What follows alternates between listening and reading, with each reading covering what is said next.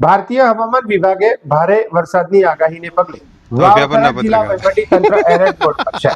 ગુજરાત વિધાનસભાના અધ્યક્ષ શંકરભાઈ ચૌધરીએ થરાદ સર્કિટ હાઉસ ખાતે અધિકારીઓ સાથે સમીક્ષા બેઠક યોજી હતી અને રાહત બચાવ કામગીરી માટે 24 કલાક સજ્જ રહેવાની સૂચના આપી હતી.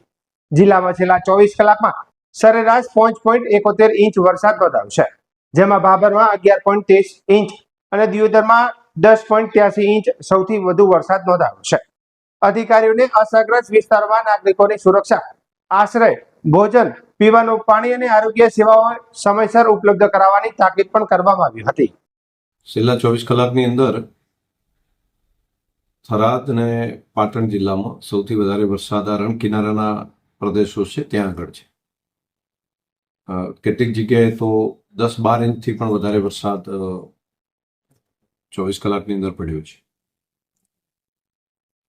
હજુ પણ આજે અને આવતીકાલ 2 દિવસ સુધી વધારે વરસાદ પડી શકે તેવી પણ શક્યતાઓ રહેલી છે. એટલે આજે અત્યારે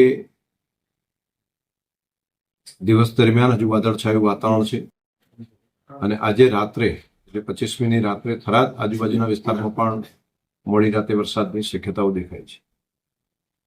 આ વેધરના એનાલિસિસ ઉપરથી હું બિલકુલ અહીંયા એવું કહી શકું કે આપણે 2 દિવસ થોડું ધ્યાન રાખીએ, કાળજી રાખીએ, વિના કારણ ઘરથી બહાર જઈને જ્યાં પાણી ભરાતું હોય એવા વિસ્તારની અંદર જઈએ નહીં.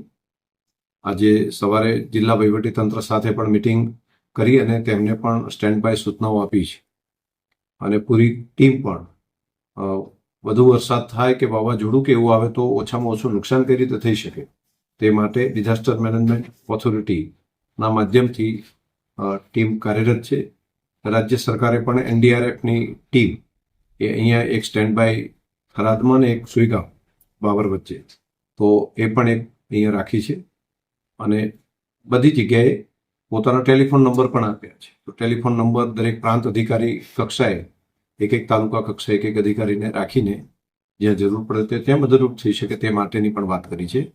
પ્રજાજનોને મારી વિનંતી છે કે આપણે બધા પોતાની રીતે સજાગ રહીએ અને વીજળી પડવાની પણ શક્યતાઓ જ્યાં જ્યાં છે, વધારે વરસાદ કે વાવાઝોડા જેવું આપણને દેખાતું હોય તો તેવા સંજોગોમાં આપણે પોતે સલામત રીતે સલામત જગ્યા ઉપર પોતાના ઘરે રહીએ અને વિના કારણ કોઈ દોડાદોડી કરીને પેનિક ન થાય તે પ્રમાણેનું પણ આપણે બધા ધ્યાન રાખીએ.